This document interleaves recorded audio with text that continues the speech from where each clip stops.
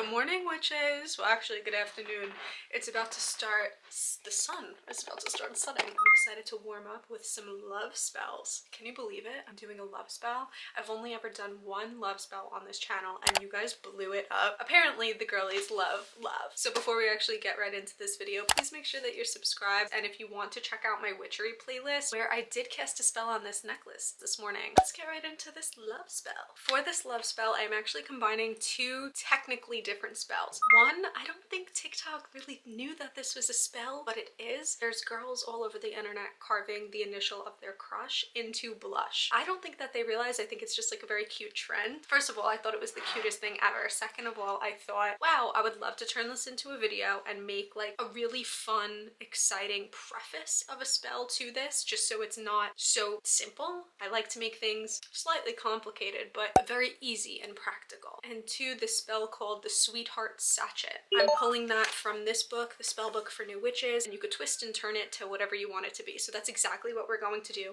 And I'm going to give you the ingredients for this love spell to call your crush a little bit closer to you. So I just really want to talk about free will and fate. You can't force somebody to love you, just like you can't force somebody to forget you. And I think, wow, I feel like I'm gonna cry. I feel like it's such a crazy thing to talk about, especially in witchcraft, because I know we all want to be the love witch and we all want to be and sometimes it's just not how it goes. And that's okay, because you're allowed to love yourself, and you could do love spells with yourself too. And you don't have to depend on these other people for this love and this romance and this excitement. Ingredients list: blush, something to write with, not a pen, but more like a vehicle. Let's say you have a sharp wand or a stick, or I have this little knife kind of situation. You actually put it in your hair. I have rose quartz. This is optional. A black candle, and that's kind of about it. Another optional step would be if you had, and this is gonna sound silly and crazy, and I'm telling you it's not crazy, but some people might think it's crazy, if you have some sort of something that belongs to your crush.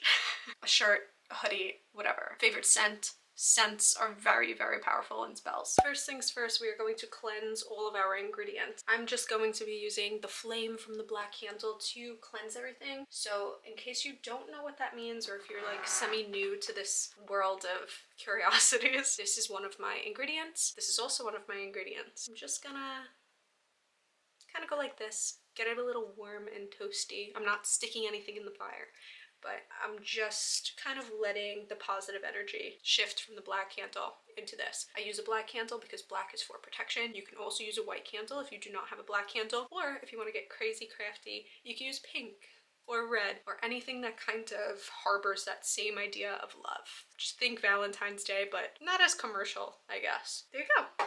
Now I'm just thinking of my intent. I'm just thinking of like positive, kind, romance, cutesy, attractiveness, etc. I'm going to tell you to start off this spell by laying out the thing that you may or may not have from your crush, and put all your ingredients on top of it. If you don't have something, which we're actually going to do the don't have something portion of this just for the sake of, in case you guys don't, we're going to do the spell on top of this. Now that everything is on here, one of the spells that I'm pulling from says this kind of chant, and the chant sort of names each herb that they're putting into this sweetheart sachet, and then ends it with something that they want out of like this relationship or this romance or this attraction or this crush, right? So instead of naming the herbs, because we're not playing with herbs, we're just playing with a blush, we're just going to keep saying blush in replace of said herb. Here is the chant: blush for sweet love, blush for relationships, blush for romance, blush for attraction, blush for happiness, blush for allure, blush for my heart, and many more.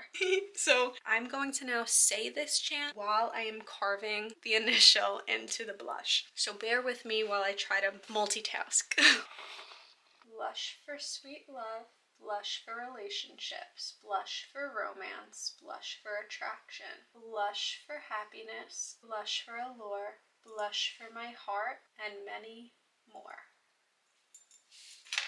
This is so cute. I love this. Now, of course, I'm just kind of keeping the rose quartz here for the sake of love, for self-love, for anything that screams like you need a little extra pinch of a hug. You know what I mean? And I know that probably sounds really corny, but it is what it is. And sometimes it's okay to be corny in witchcraft. Now, the idea of this spell is not to give this to your crush, although you can give this to your crush. blush if they wear makeup. I think that'd kind of be kind of cute. And then maybe you would carve your initial in it rather theirs. But the idea of this spell is that when you put on your blush in the morning or you put on your blush in the afternoon, they are constantly thinking of you and you are constantly thinking of them, and you are seeing yourself through their eyes and they are seeing you through your eyes. So please remember, when you are doing love spells, it's not just about how you're being perceived, it's about how you are also perceiving yourself. Like, you know the little memes, I guess, of rewatching your stories through the eyes of somebody else, third out of bodying yourself when you're in a store and you see someone really cute that's like gonna ring you up, and you're just like trying to perceive yourself the way that they're looking at you, and you're trying to be like your best, most cool person. That is this spell. That is love spells. And that is what's so exciting to me about love spells, but also what could be rather harmful. So I just really want to talk about free will and fate. You can't force somebody to love you, just like you can't force somebody to forget you. And I think, wow, I feel like I'm gonna cry. I feel like it's such a crazy thing to talk about, especially in witchcraft, because I know we all want to be the love witch and we all want to be and sometimes it's just not how it goes. And that's okay, because you're allowed to love yourself, and you could do love spells with yourself too. And you don't have to depend on these other people for this love and this romance and this excitement. You could take self-care love baths. You can write your own initial in your blush, and every single time you put it on your cheeks, every single time you do your makeup, you are putting more love towards yourself and you are putting more confidence within yourself. And I think if you want to switch this spell into that, I think that would do way more wonders than carving your crush's name into your blush, whether or not you know if they like you back or not. Being able to grow from that and understand that this could mean so much, but at the same time it could mean absolutely nothing. So take what you want from it and take what you want from witchcraft. It is all about your journey and wherever you want to be and whoever you want to be with. That is what's at the heart of it. I really hope that you guys enjoyed this video, and please check out some more spells. I love you guys, actually, I do. And I'll see you in my next video. Bye!